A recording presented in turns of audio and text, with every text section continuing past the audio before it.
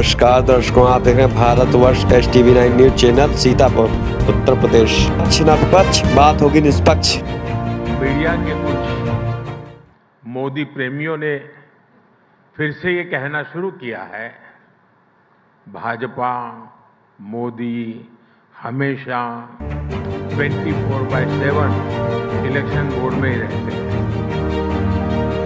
मैं समझता हूं चुनाव जीतने के लिए इलेक्शन मोड नहीं, 2400 घंटे इलेक्शन मोड में रहना जरूरी होता है। इमोशनल मोड में रहना जरूरी होता है, इलेक्शन मोड में नहीं। जब मन के भीतर एक बेचैनी सी रहती है कि 1 मिनट भी गंवाना नहीं है, गरीब के जीवन से मुश्किलें कम करने के लिए, गरीब को रोजगार के लिए, गरीब को इलाज के लिए, मध्यम वर्ग की आकांक्षाओं को पूरा करने के लिए बस मेहनत करते रहना है। इस इमोशन के साथ, इस भावना के साथ सरकार लगातार जुटी रहती है, तो उसके नतीजे हमें चुनाव परिणाम के दिन दिखाई देते हैं। बिहार में भी हमने अभी अभी यही होते देखा है। साथियों, रामनाथ जी से जुड़े एक और किस्से का मुझसे किसी ने जिक्र किया था। ये बात तब की है जब रामनाथ जी को विदिशा से जनसंघ का टिकट मिला था।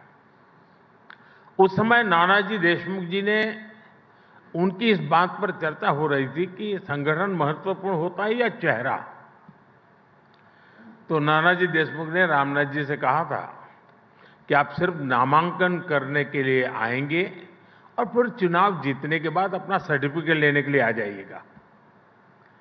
फिर नानाजी ने पार्टी कार्यकर्ताओं के बल पर रामनाथ जी का चुनाव लड़ा और उन्हें जिताकर दिखाया। वैसे ये किस्सा बताने के पीछे मेरा ये मतलब नहीं है कि उम्मीदवार सिर्फ नामांकन करने आए। मेरा मकसद है भाजपा के अनगिनत कर्तव्यनिष्ठ कार्यकर्ताओं के समर्पण की ओर आपका ध्यान आकर्षित करना है। साथियों, भारतीय जनता पार्टी के लाखों करोड़ों कार्यकर्ताओं ने अपने पसीने से भाजपा की जड़ों को सींचा है और आज भी सींच रहे हैं। और इतना ही नहीं, केरला, पश्चिम बंगाल, जम्मू कश्मीर, ऐसे कुछ राज्यों में हमारे सैकड़ों कार्यकर्ताओं ने अपने खून से भी भाजपा की जड़ों को सींचा है। जिस पार्टी के पास ऐसे समर्पित कार्यकर्ता हो, उनके लिए सिर्फ चुनाव जीतना ध्येय नहीं होता, बल्कि वो जनता का दिल जीतने के लिए सेवा भाव से उनके लिए निरंतर काम करते हैं। साथियों, देश के विकास के लिए बहुत जरूरी है कि विकास का लाभ सभी तक पहुंचे। दलित, पीड़ित, शोषित, वंचित सभी तक जब सरकारी योजनाओं का लाभ पहुंचता है तो सामाजिक न्याय सुनिश्चित होता है। लेकिन हमने देखा कि बीते दशकों में कैसे सामाजिक न्याय के नाम पर कुछ दलों, कुछ परिवारों ने अपना ही स्वार्थ सिद्ध किया है। साथियों, मुझे संतोष है कि आज देश सामाजिक न्याय को सच्चाई में बदलते देख रहा है। सच्चा सामाजिक न्याय क्या होता है, ये मैं आपको बताना चाहता हूं। 12 करोड़ शौचालयों के निर्माण का अभियान उन गरीब लोगों के जीवन में गरिमा लेकर के आया जो खुले में शौच के लिए मजबूर थे।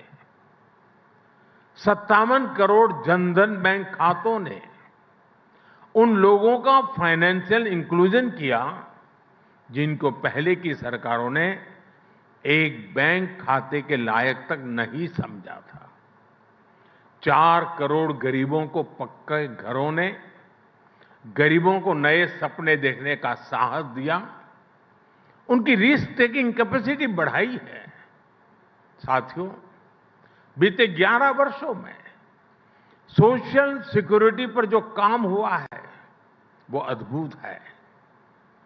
आज भारत के करीब 94 करोड़ लोग सोशल सिक्योरिटी नेट के दायरे में आ चुके हैं।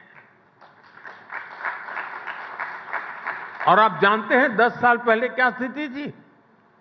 सिर्फ 25 करोड़ लोग सोशल सिक्योरिटी के दायरे में थे, आज 94 करोड़ हैं। यानी सिर्फ 25 करोड़ लोगों तक सरकार की सामाजिक सुरक्षा योजनाओं का लाभ पहुंच रहा था। अब ये संख्या बढ़कर 94 करोड़ पहुंच चुकी है।